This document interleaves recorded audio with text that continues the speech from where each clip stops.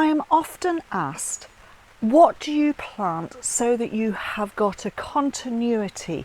There are quite often times in the year when a season lot of plants stop, you get a gap, there isn't much interest, and then the next seasonal plants come on. Well, what you need to be doing is you need to be thinking about plants that are always in flower through those times, or have foliage that is of interest, so that you don't get that real sudden stop and then it all starts flowering again. Hello, I'm Rosie Hardy. This is Rosie Hardy Gardening. If you enjoy our videos, please do subscribe to the channel. So with the plants that are flowering for a long period, we're looking at now midsummer, then there will be a gap in some people's gardens until the autumn plants come on. But there are a lot of things that you can put into the garden which will bridge that gap, giving you spots of colour. Okay, it's not going to be a full show, but it's enough to make you think, yeah, it's all coming on, it's all going to get there really nicely. So let's start with these ones over here. This is a beautiful Aster. This is Aster pyrenaeus, Lutetia, and this is a lovely form. It doesn't get mildew. It has beautiful large daisy flowers, which are a very pale lilac. And when it gets covered in these, it really does look fantastic. Quite branching, makes quite a large plant, no more than maybe 18 inches, maybe 20 inches in height, so 45 to 50 centimeters in height. And then spread wise from the base, probably about a foot, but because the arms go a little bit further, then it goes out like that. So this one starts flowering right at the end of the summer and carries on into the autumn. So that's a really good gap filler, the bridging that time. So that is Aster pyrenaeus Lutetia. Then we have got grasses. Now grasses are brilliant because they give you movement. They are really fantastic.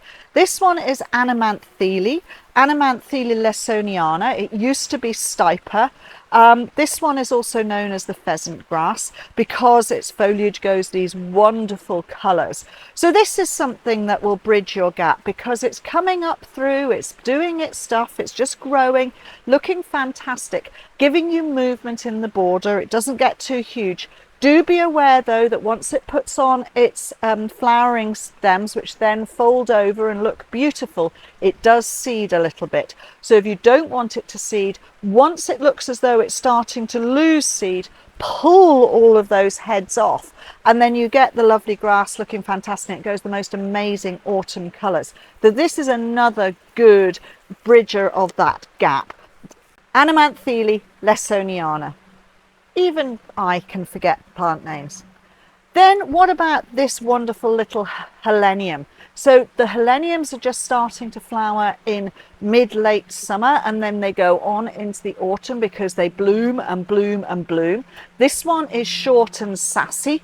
And it's a fabulous thing because it's got these wonderful flowers which are two-toned. They start one colour, they go deeper, really, really lovely with a good cone, and they hold themselves very, very well. They are a plant which is going to get to somewhere around about 18 inches. So we're talking about middle of the border for a lot of these, or front of the border. Hold themselves up well, they don't flop, so that's always good. Going to make a clump around about a foot. So we're talking about 30 centimeters here, 45 centimeters there, but flowering and flowering and flowering. So not just these first flowers, there are then going to be, and they're putting on these shoots here, these shoots are going to have the later flowers. So you're talking about something that is going to really bridge that gap. So Helenium, short and sassy. Then some things which are really good and excellent plants for, again, bridging that gap are things that rebloom or are reseeders. And this is Verbena Bampton. Now, Verbena Bampton has these beautiful wiry stems. It doesn't have very large flowers, but because it has so much, you get this wonderful sort of pale purple hue all the way over it with this lovely dark purple foliage. So this can get up to 2.5 feet, so it can get up to somewhere around about 75 to 80 centimeters in height, depending on where you're putting it. And then as a clump, it will be about 1 foot, 30 centimeters at the bottom there. Mine has been in flower since the beginning of June. It's still in flower. We're getting to the end of July. It's going to carry on flowering right through August. So it's really good as that bridging moment. And if it gets to a point where it's stopped flowering and you don't like it looking like that, you can give it a haircut and it will rebloom. So that is also something to look out for these plants which are going to bridge that gap for you.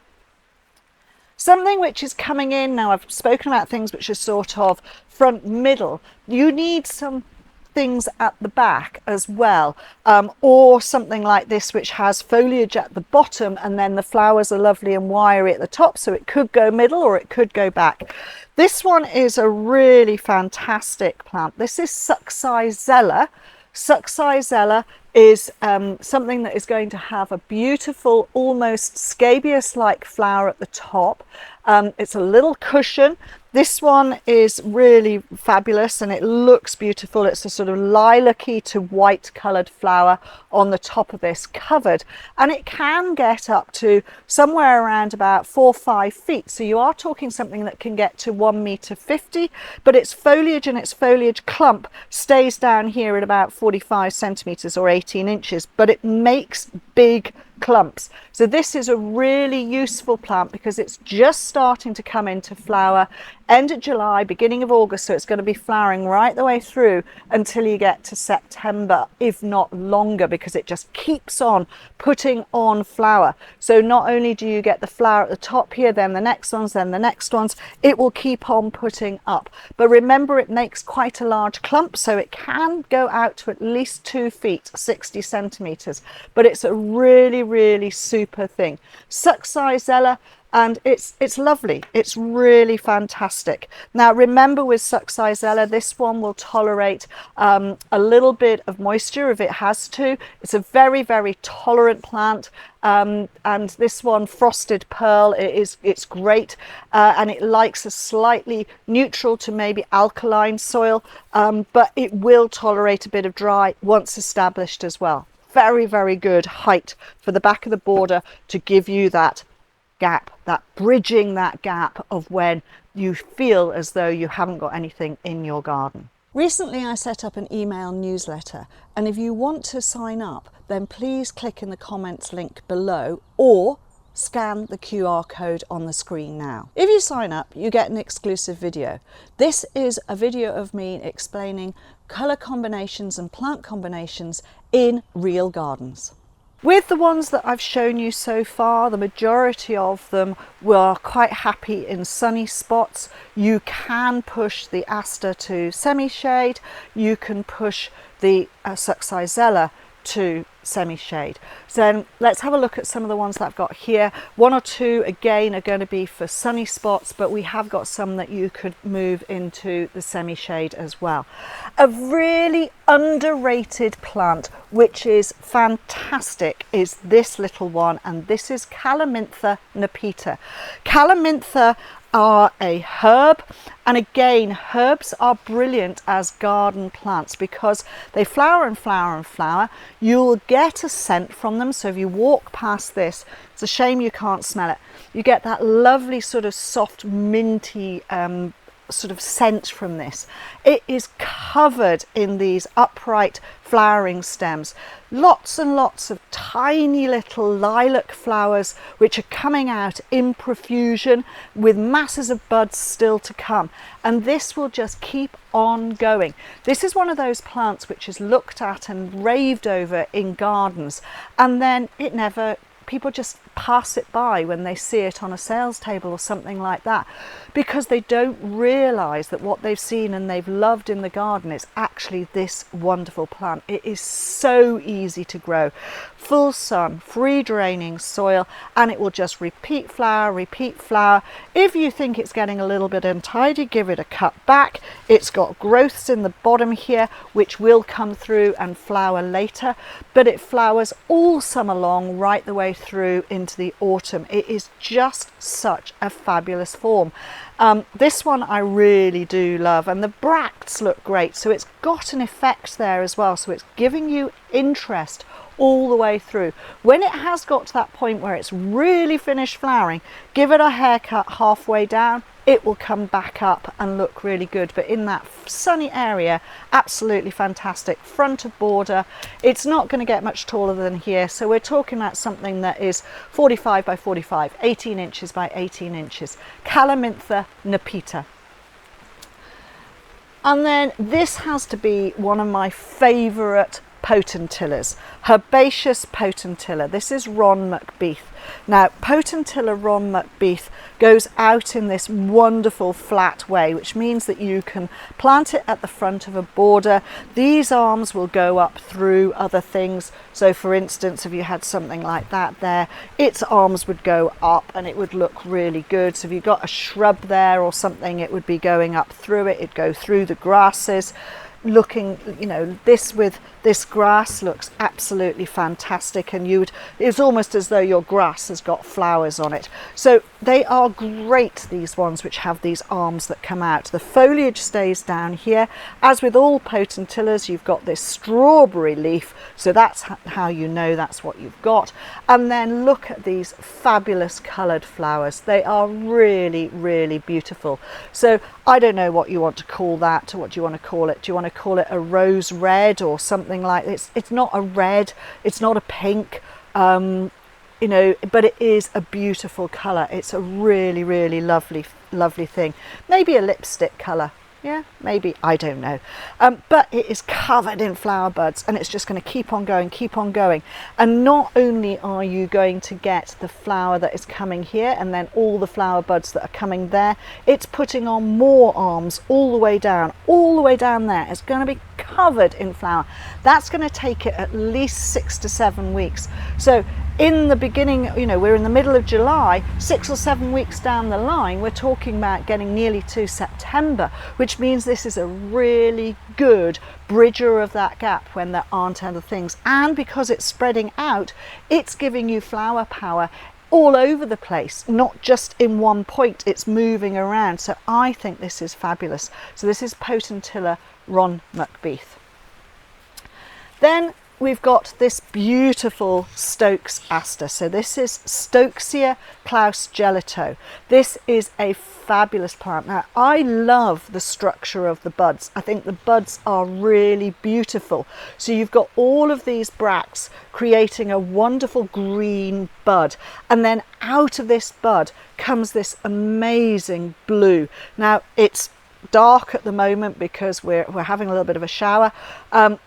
So the flowers are cupped at the moment. When it is fully sunny, it will open right out flat. So you've got a big purple blue flower there. So horticulture, I'm going to get into trouble with the colours here, but it is a purple, but it can also look blue depending on the light that is around. But it is a fabulous thing. It's really wonderful. It's a very neat and tidy clump former.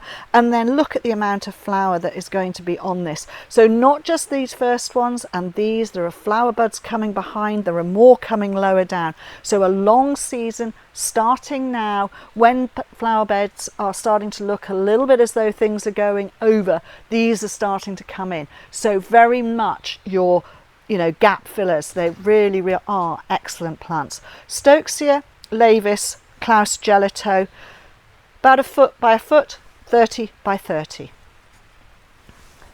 Then this one, which I have for the purposes of filming, put up a cane, because otherwise these arms here would be out all over the place.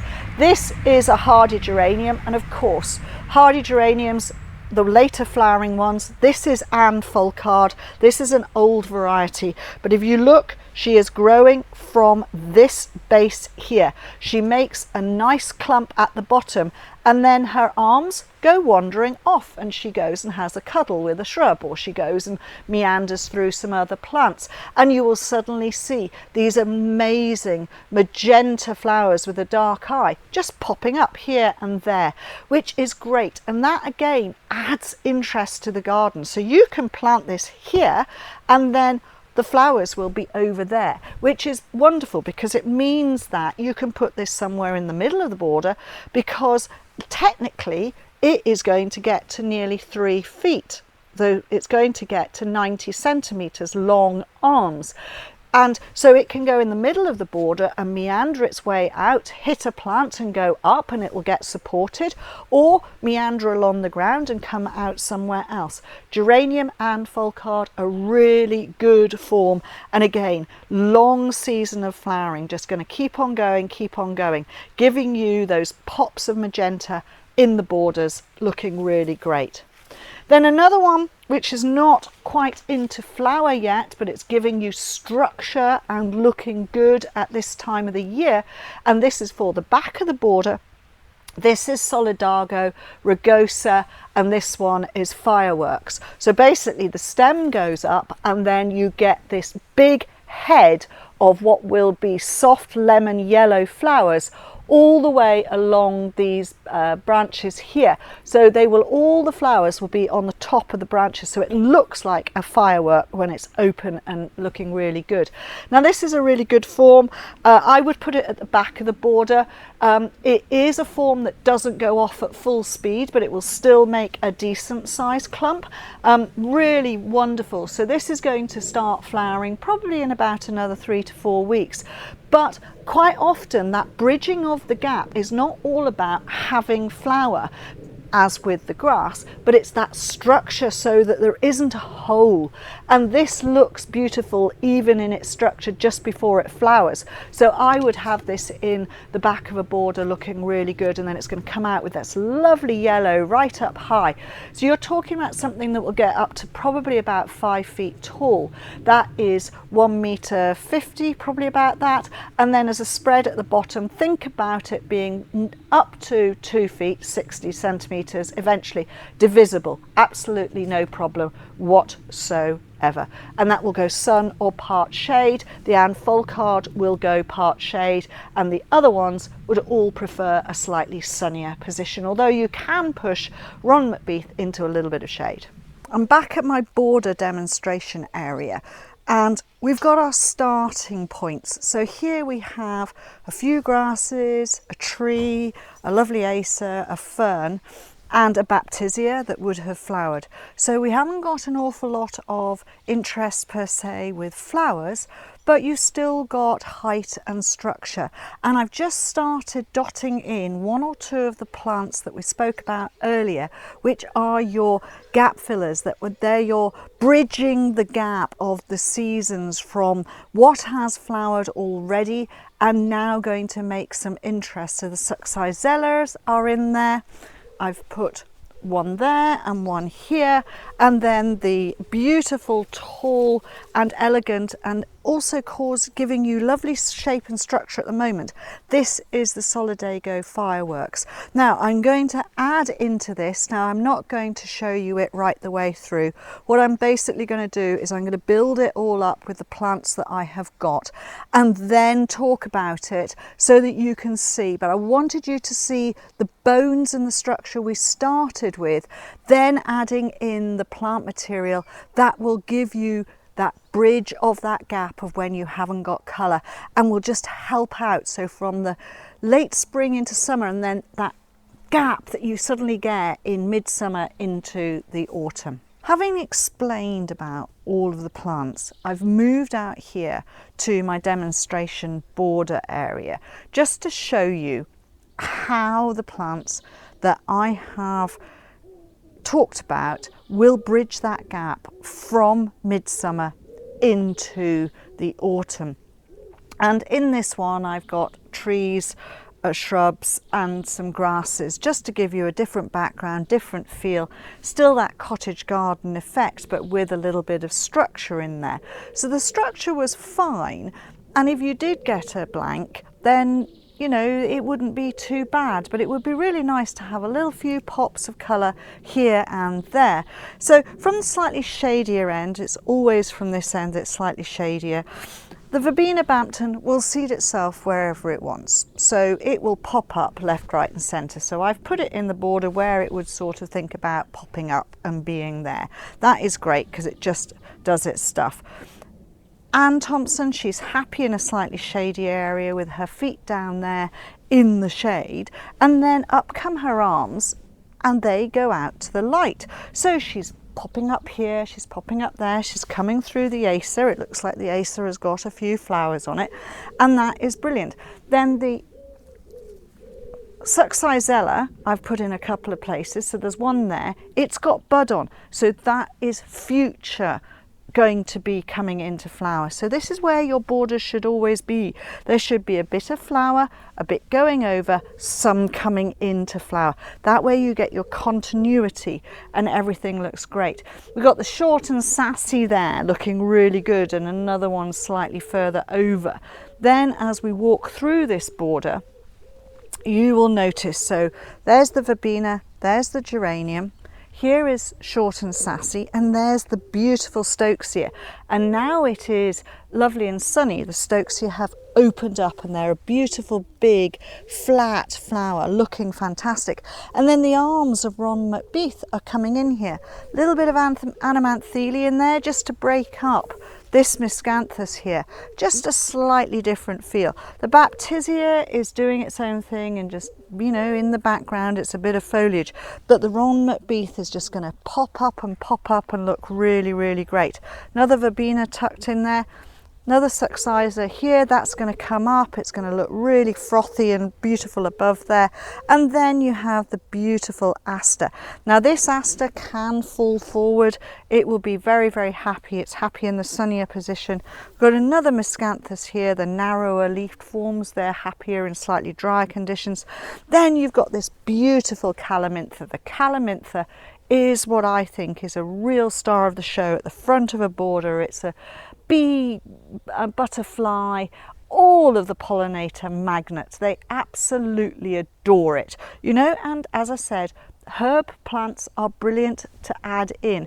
And then right at the back here, giving us some structure at the back before it starts to flower. Sorry, I nearly said fireworks flower there.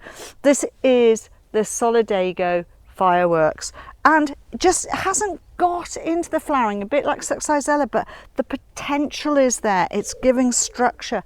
So that is what you want of these plants, which are going to start off, keep on going, and then suddenly there will be more after this. So if you were in a bigger border, you might have, you know, your Michaelmas daisies to come on, you might have your late Heliopsis, your Helianthemums, your Rudbeckias, all of that to come in later. But you've got these transitional plants, the ones that fill the gap between the seasons, and that is what you're going to get. So from something that was very green but very structural, nothing wrong with that whatsoever, you've now got pops of colour. Isn't it fantastic? You just need to think about what your palette does. Thank you very much for watching, and please do subscribe to the channel. If you want to watch another video of mine, YouTube thinks this one is perfect for you.